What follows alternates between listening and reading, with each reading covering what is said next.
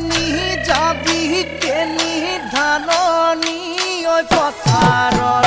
মাজত নিৰূপ পূজাই নেৰূপ যদিনো তোক